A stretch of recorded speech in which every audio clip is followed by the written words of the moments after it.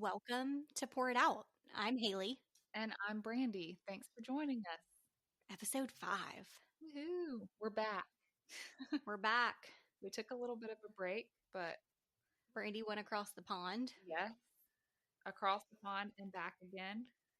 How was it? It was, honestly, I thought it was going to be a great trip, and it turned out to be just like probably the best trip I've ever taken. It was just so much fun to travel through my son's eyes.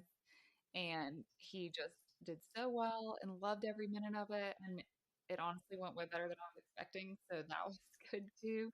But yeah, it was very fun and very fulfilling. So that's awesome. No, y'all looked like you had a great time. And yeah, he looked like he did really well. He did. He was living his best life. So. I mean, it looked like, honestly, he's a better traveled human than I am, and he just turned a year old. Yeah, so. He's already got stamps on his passport, and baby.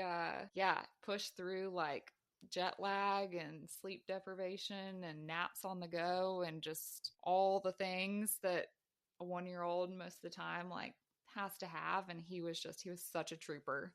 He also took his first steps when we were in Ireland, and it was so fitting. It was so neat.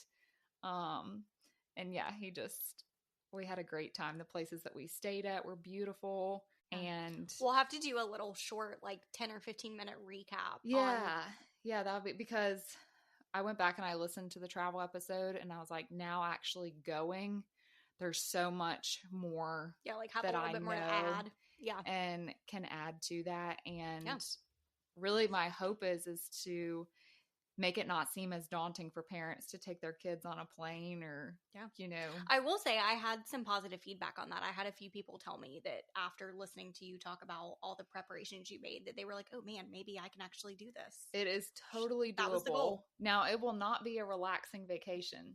No. I'm not even sure vacation is the right word. Yeah, I'm not even sure vacation is the right word. It will not be relaxing, but it will be memorable. But it will be very memorable, and your heart will be very full.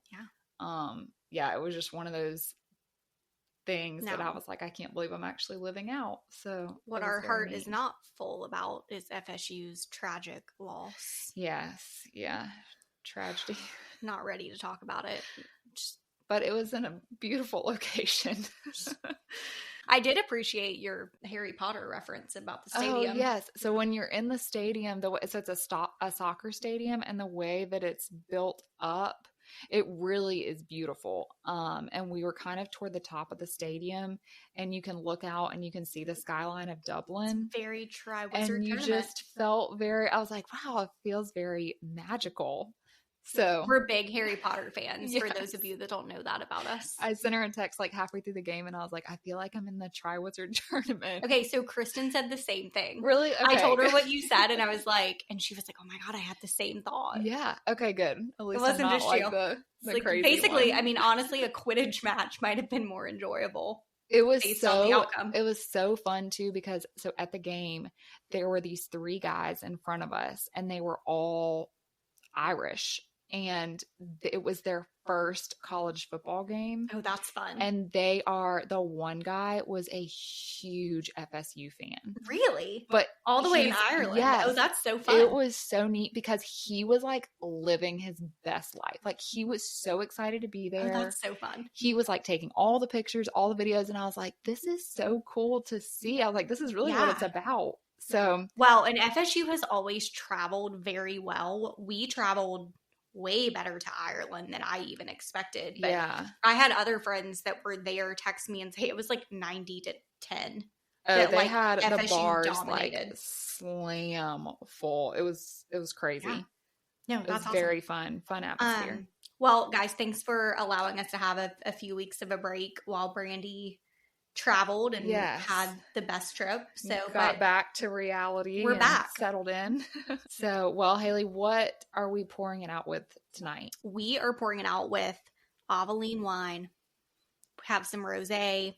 It's for those of you that like just know us personally or have followed us for a little bit. Aveline is Cameron Diaz's wine brand, and it is our absolute favorite. We rave about it. Yes. We've raved about it for months. It's something that we're very passionate about because it is we love wine. It's no Yep. secret, but it is very clean. So it has no added sugar. It's organic. It's non-GMO. It doesn't give you the wine hangover feeling because it's very clean.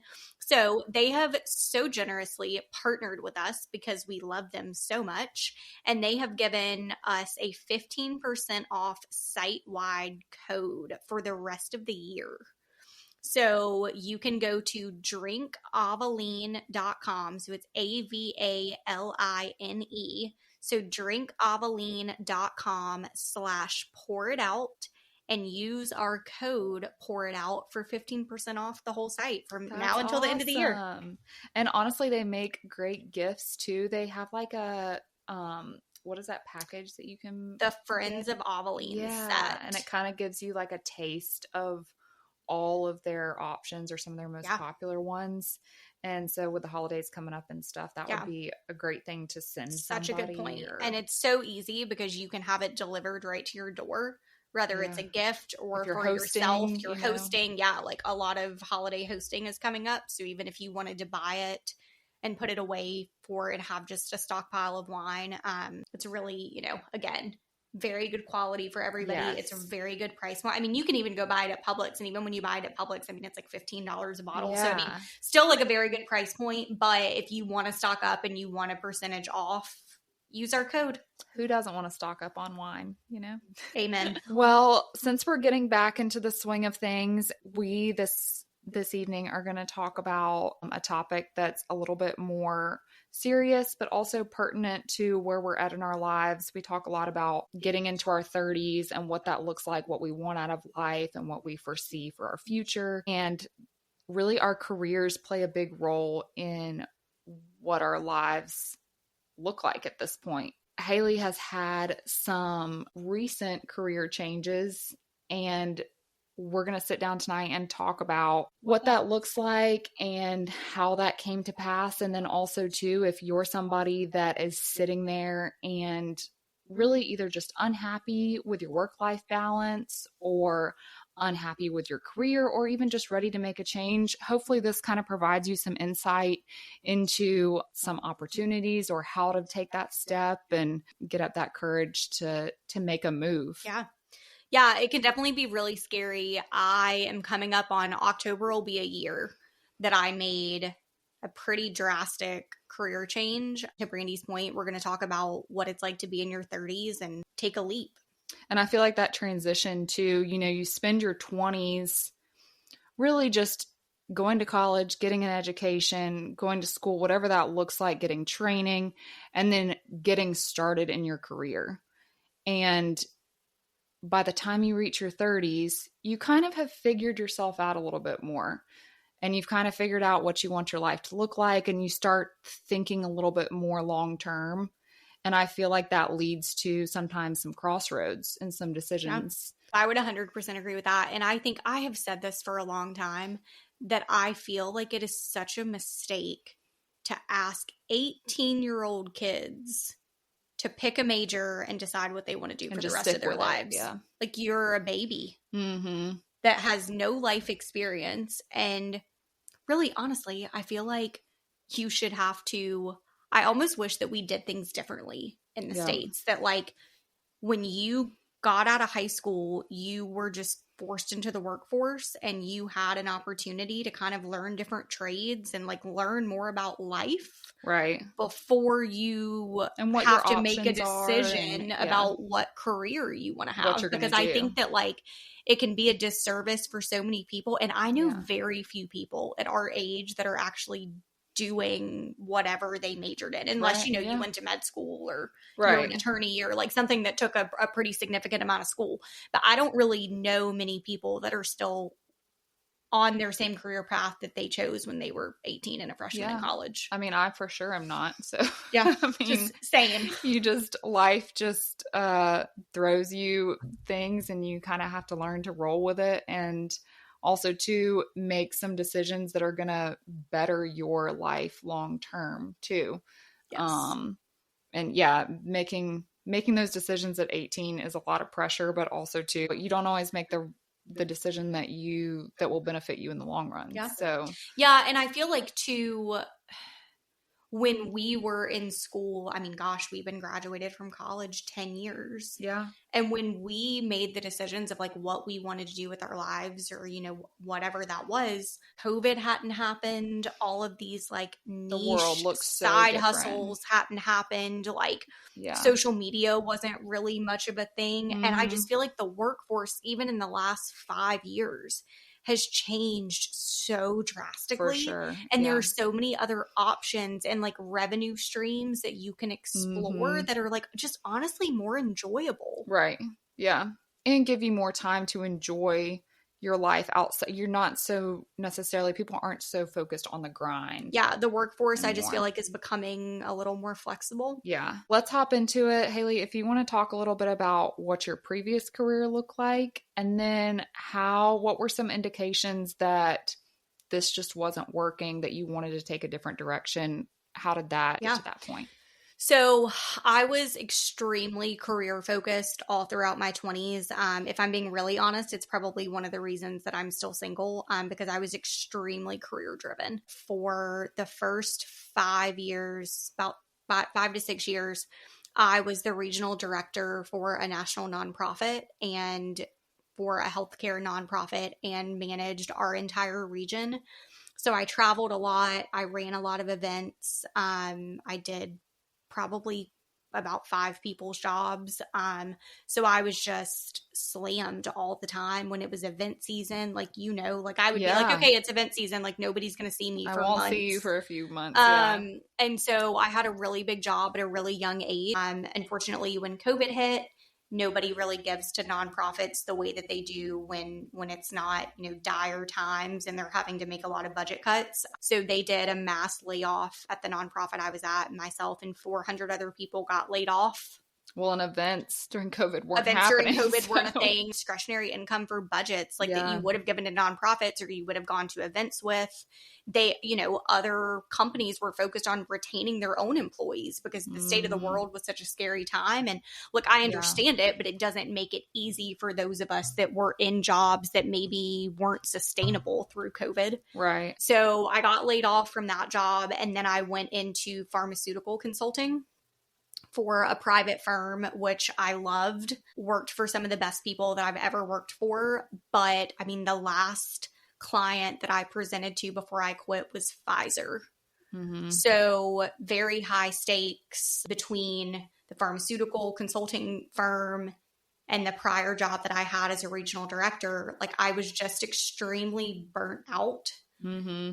And just the stress and anxiety that I had taken on, I got to a place in my life where I didn't really know how to separate that. Right. And so I just found myself constantly stirred up. Like I felt like I couldn't catch a break from the stress, from the anxiety.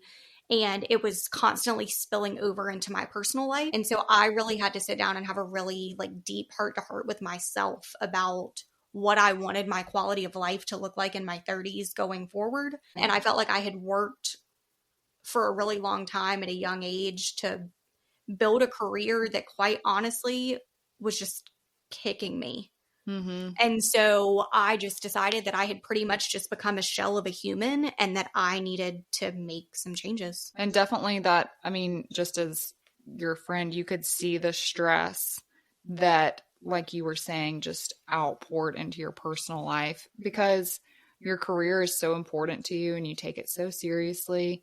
But it affects you outside of those office walls, especially when you're in a corporate world that isn't very forgiving and, requires a lot out of you.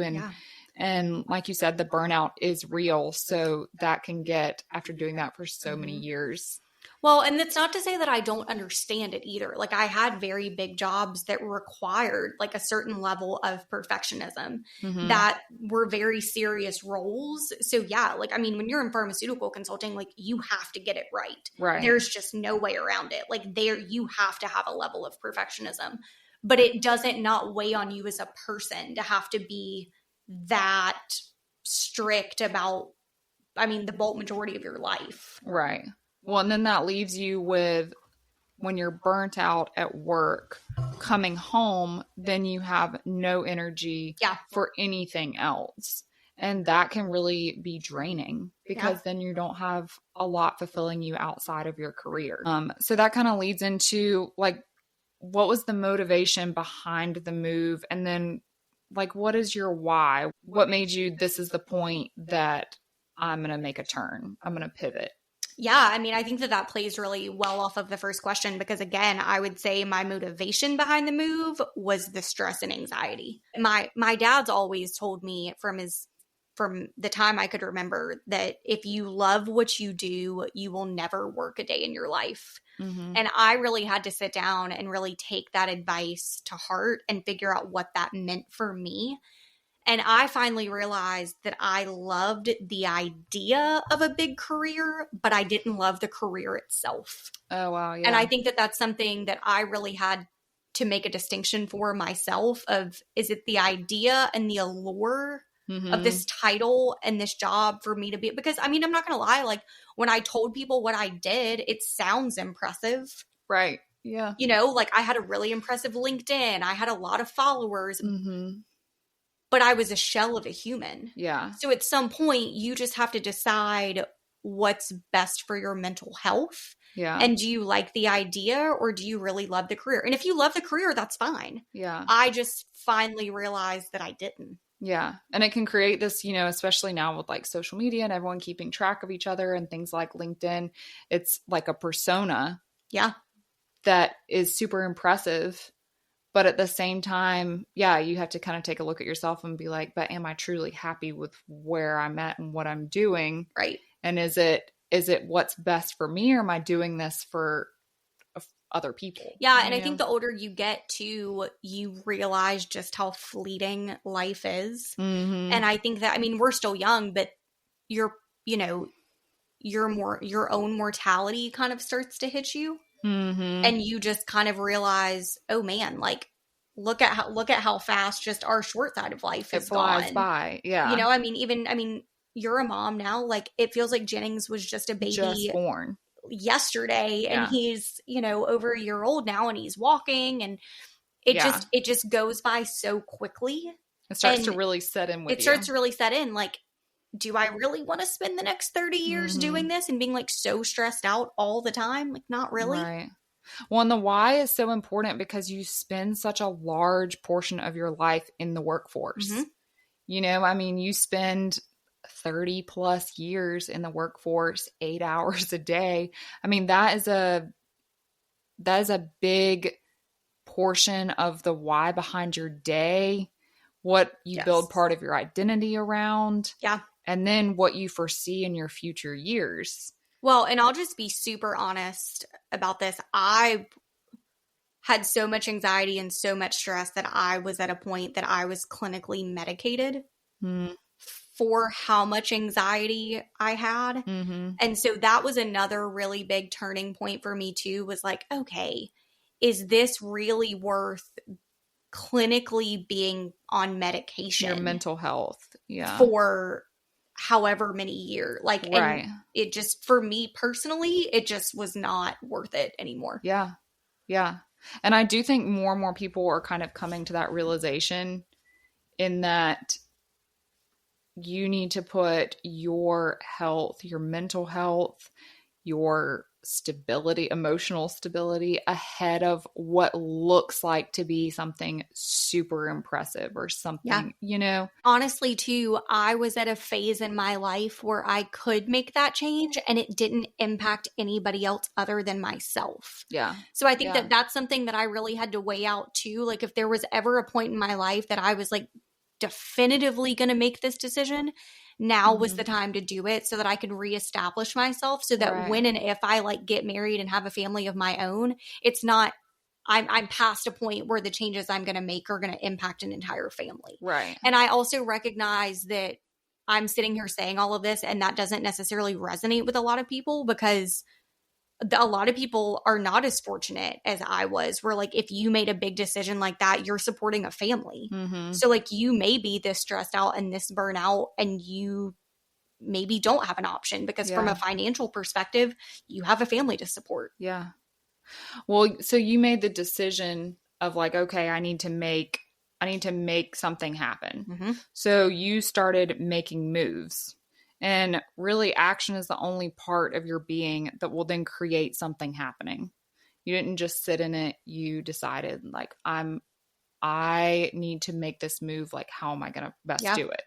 So you switched careers, have been in that position for about a year and a half. Yeah, about a year. A little bit of background. So my dad he just retired a few months ago, but he was a building inspector for our local county for a really long time, both commercial and residential. So I grew up in the construction industry, and all of our best family friends are in the construction industry, whether they are residential contractors, commercial contractors, or own a subcontracting business. So it's just something that I grew up around, and like all of our friends, not only do they own the companies, but most of their kids work for those companies too. Like Brandy can relate. She works for her family's contracting company. Her husband is in very similar lines of work. A lot of my friends are in this line of work too. And so it was just something I knew. And off and on, while I had kind of, especially during the layoff, like I would go help out at friends' offices. And so like I knew enough about the construction industry to really kind of make the decision that was what I wanted to do. And I've always been very driven with design and real estate. Like that really is my true passion. And so I was presented with an opportunity from a friend of ours to join them on the commercial side of construction. So that's an experience that I haven't had before that I was really excited about. So made a very drastic change, but I am the happiest I've been in a long time because my stress level has gone way down. And I work for some friends that are just so wonderful, and it's been really good. That's awesome. So this is kind of coming from somebody that's looking to make a move, but is kind of trying to think and lay out a plan. What are like some struggles that they can predict in their transition to a new career that can be like exciting, but also a little bit scary? And what kind of practices can they put into place to minimize some of those? Yeah. Okay. Gosh, those are great questions. Big questions. I will be very honest and say that when I decided to make the change, like right after I did it, I really, really struggled with purpose. And for those of you that know me personally, I was very honest and upfront with a few people about that when I decided to leave healthcare for good, it was finality to me in a way that I don't know that I was necessarily expecting. While I knew that I made the right decision for my mental health and like what my quality of life was going to be like from here on out, I really, really struggled with purpose because it's all I had known for a very long time. And I truly felt like I was making a really big difference in the lives of other people, which is something that's really important to me. And so I felt like I didn't have that. And that was really hard for me at first. But I would say that you just have to keep reminding yourself that you chose yourself. You chose yourself. You chose your mental health. You chose prioritizing your family and your personal life, and that your quality of life is going to be so much better in the foreseeable future. Yeah, that's a good point. Because you were in a position where you were actively helping people every day to where you could like be fulfilled in that respect, and moving to a different career that doesn't always reflect that every day can be difficult to kind of navigate. Yeah, I think it's just learning how to switch your mindset. And because you are serving a purpose, it just the purpose looks different. Yeah, you are completely serving a purpose, and it's a very needed role. It's just not people centered, if that makes any sense. So I mean, which is what you are accustomed to. I think some of that too, stems from, gosh, I mean, I majored in healthcare too, and I worked in the hospital for a little bit and did rotation, like clinical rotations. I mean, that's literally all I've known for years is like working with patients and then working on the preventative side of healthcare when I got out of, seeing patients. And so, yeah, I mean, again, like purpose was really hard for me, but I think that again, you just have to remind yourself, again, you chose yourself, and you can't put a price on that. Yeah. And I think kind of tying into that, taking a look at, is this career move a step to a bigger plan or purpose? Yeah. Both in your professional life, but also in your personal life too, I think. Yeah. And I think, I mean, you and I talk about this all the time. If 5-year plans, we're really big planners. Maybe you can't see the fruits of your labor in the next 6 months, but what's your life going to look like 5 years from now? And like, what are the possible doors that are going to open from you making this move? And I think that's all, like, those are all really important things to weigh out. And something that I've started doing that someone told me years ago that has really helped me both professionally and personally is to put pen to paper and write out a 1-year plan, write out a 5-year plan, write out a 10-year plan. And what's funny is that right now I'm reaching the point to when I first did that, I'm reaching my 5-year plan. Does it look the same? No, absolutely not.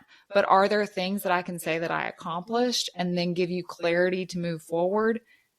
Yes, absolutely. And so that does kind of provide you with that clarity of, this is purposeful. Yeah. This is fulfilling.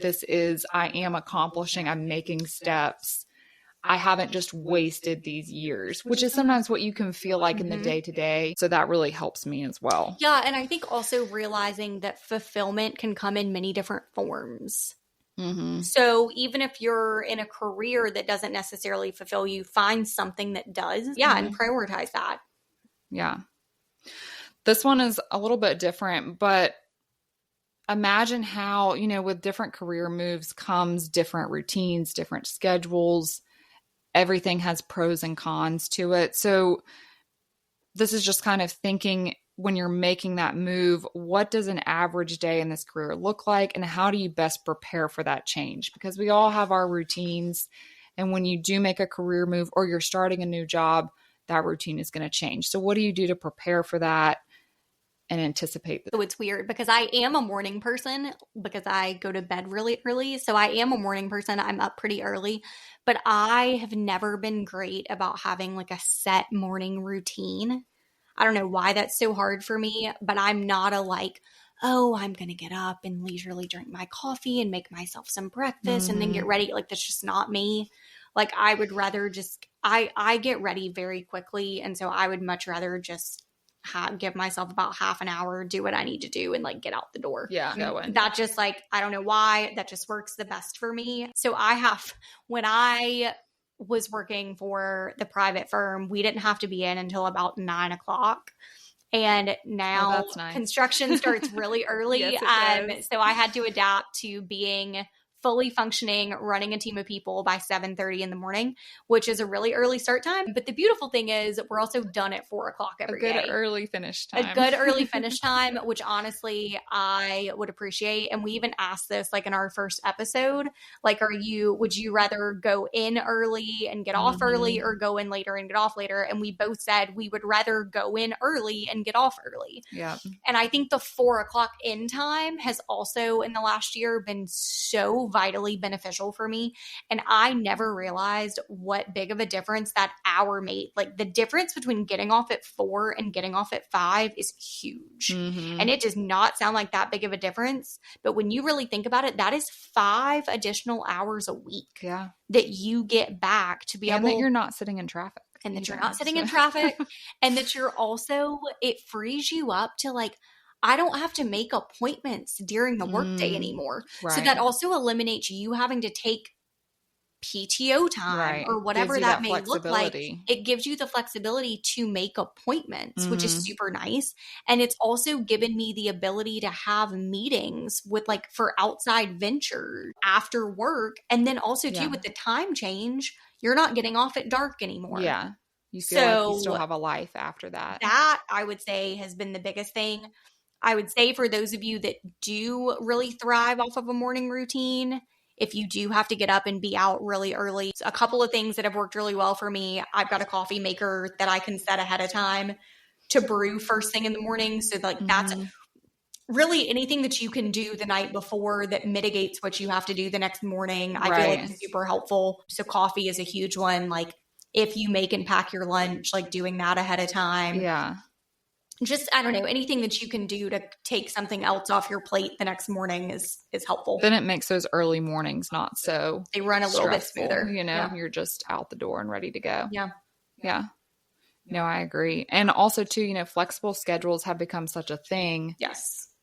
Post COVID and things like that. So I would say, you know, if you're looking for a career change, really look at what are the perks of this particular job for your schedule. Yeah, absolutely. Whether if you have kids, if you have animals, if you have dogs that need to be let out, you know, things like that throughout the day. Like, I would really take a look at what you need from that job in your personal life as well, not just what you're looking for professionally, because those things matter, and they can become a headache if they're not considered prior to. Oh yeah, no, moves. They matter so much. And it also, I mean, gosh, we're in that phase of life right now. Like, we have so many friends with young kids and so many friends with young families that need to get there for pickup and all that stuff. Yeah. I think too, it's if you're the owner of a company and you're listening to this, don't underestimate the loyalty of your employees if you allow them to have a flexible schedule. Right. Like, being willing and open to allowing your employees to do what they need to do as long as they're getting their work done is also super valuable. Yeah. And will allow your employees to be a lot more loyal to you. Some of the best bosses that I've ever worked for are bosses that have recognized and not been afraid to say, like, life happens and it's okay. And I think that they'll work harder for you too. 100%. You know, because they're appreciative of the time that you are considerate to them too. Like, their time matters. Yeah. Something else too, you know, with career changes comes interviews, and sometimes lots of them. So how do you best prepare for an interview or applying for jobs when you're embarking on a career change? Yeah, this is a really big one for me. I have always been a huge advocate for interview prep. I maybe overdo it, but I can tell you it has never steered me wrong. I spend a lot of time researching the company and the job description and / scope of work, and what they are. Like, Glassdoor is a really good resource. So that like, there are several different resources for the particular job you're applying for. You can get on and research other people that either currently have that exact role or other people that have had that role that can provide a little bit of insight out and tell you what it's really like to have that role. Now, look, I'm not going to tell you that sometimes there's not some disgruntled employees, because there definitely are. But you can pick and weed out, you know, the good versus the bad, like anything. So I would say Glassdoor is a really good resource. I also just spend a lot of time on the company's website. Getting to know them, what their goals are, what, you know, if it's a sales job, what their pipeline looks like. If you're in pharma and you're listening to this, you can get on a company's website and look at their pipeline and see what drugs they have coming down the pipeline and research those drugs so that you can be informed in the interviews for what they have coming up, which I think is super important. After I do that, like after I've researched the company, researched the roles, then I sit down and kind of look over all of the research that I've done, and I just start coming up with questions based on the research that I've done so that I can ask informed questions, because informed questions allow the interview panel to really know that you've spent the time to take a look at their company. Right. Yeah, that you're invested. Yeah. And then with you being invested, that presents you in a favorable light, because companies want you to feel like you're a part of something. Yes. And want you to be, you know, when you're invested in something, you're going to care about it and you're going to work hard at it. Yeah. And it also shows that if you were willing to put that kind of time into just an interview and learning that much about the company, that you're pretty serious about the role, right? And that you would do a good job for them. So it's a lot of legwork up front, but I promise you it will pay off. That's good prep work too. Well, so once you've made a career change and that switch, and you're kind of in that role and you're familiarizing yourself with everything, how do you continue to grow after making a transition? Oh, this is another big one for me. The biggest piece of advice that I would give anybody, but especially young people that are just newly starting out in their career and like maybe you're at your first big company or something is do not allow yourself to be stuck in one position permanently. Allow yourself to branch out and again, learn as much about the company as possible. Specifically about each department and what each department does and how all of it comes together to make the company work as one. Because I will tell you, like, and I mean, again, I will say, that being said, after you've gotten your feet wet and know your own role, like, absolutely. But I will say that I have taken on like additional roles or promotions at companies that I was at because I spent the time to learn what other departments did. Right. And I would sit on team calls with other departments and other clients just to get a feel for how this team functioned. And you know what? It led to some other interest of positions that I would have never thought on paper that I wanted. But once I got to know the company and know each department and the different ins and outs of how it all worked, it led me to other roles those that doors allowed opened. me to be more successful. Yeah, those doors opened. And, you know, like set goals within your knowledge framework of your position, but then also outside of your framework too. So then, and that's kind of familiarizing yourself with all the departments and seeing the inner workings of the company. And I will tell you too, it's also the best way to learn what you don't want to do. Because that's really important too, is like knowing, it's very important to recognize your own skill set. And like there was a company that I worked for that did a lot of analytics. I was fascinated by it, but I can 100% tell you my brain does not function like that. There are some really great people that do function like that and that thrive on spreadsheets and analytics and data. My brain just doesn't work like that. So like once you learn, oh, well, that's what that department does, I can automatically tell you I would not be a good fit for that role. Right. You're like, I value you, but this is not your for me. role is so needed. Please don't bring me into it. Like that. Don't ask me to help you because you will regret it. Yes. And also too, I think something that's really important is to be a doer. Just wherever you're at, whatever. Sometimes a career change, you can start off at the very bottom. Because that's just what that career entails. You have to work your way up. But if you are a doer, people will notice that. You will become irreplaceable. Willing to be a team player. And you are doing things that make you stand out. And I think that is what drives you up quickly. By being there, being on time, being presentable, being alert, being involved and interactive. It really just... it can bring the positivity up in a workplace too. And people notice that, and I feel like that's the best way to kind of move up that ladder. The other thing that I would say too, another big piece of advice that I would give is, okay, so one of the companies that I was at was, the perks were amazing. Like the best perks of any job I've ever had. The office was stunning.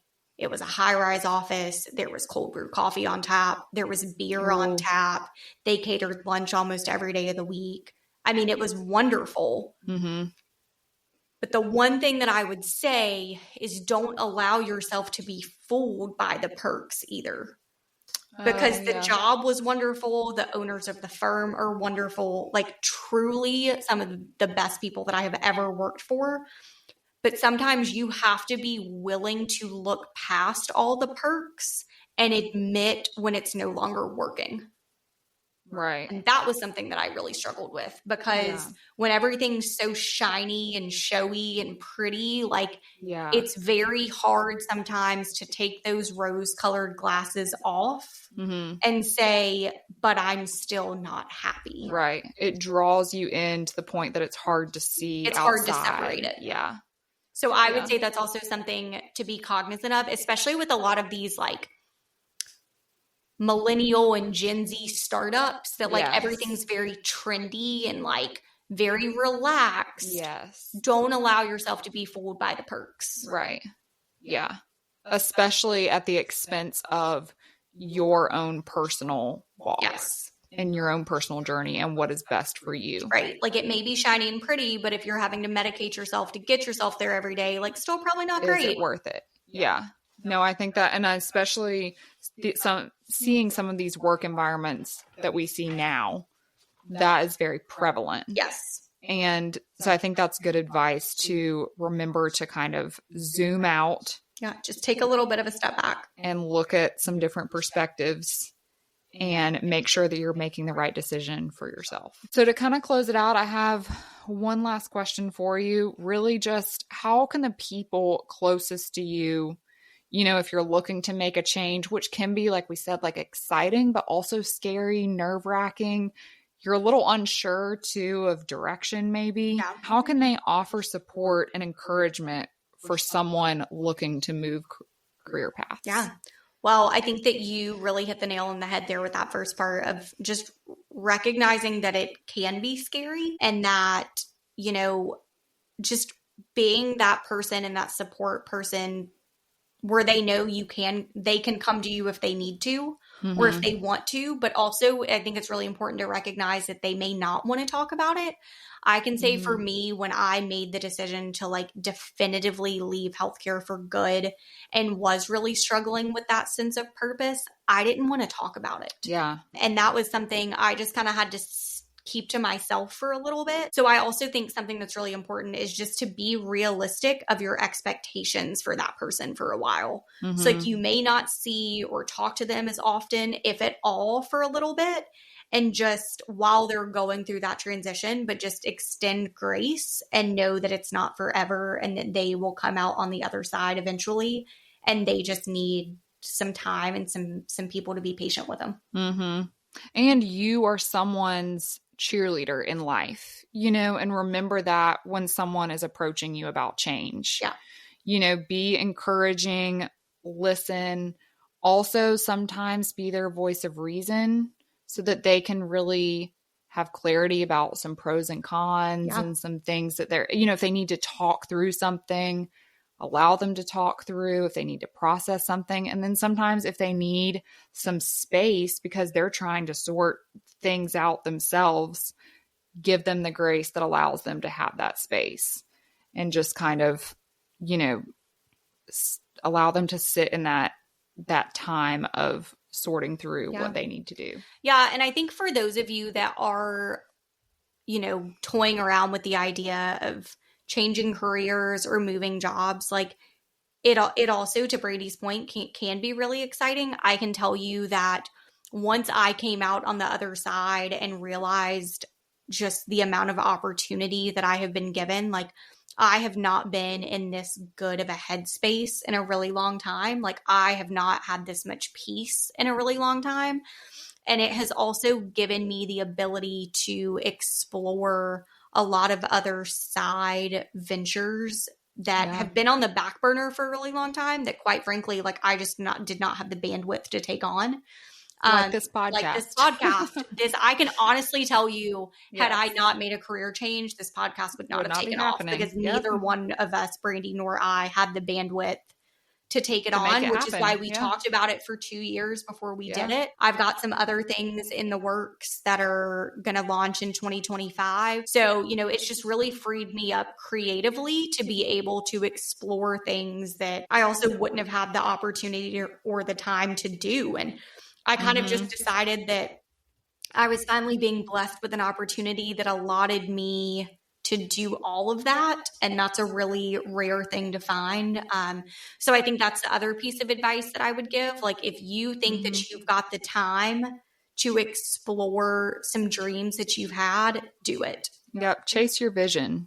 Look at, if you have a vision for something, let that come to fruition. Yeah. And it may not work, but you'll never know if you don't jump off and try it. Yeah. At least give yourself that opportunity. And that's how you live life with little regrets. Yeah. So, because we only got one of them. Only got one.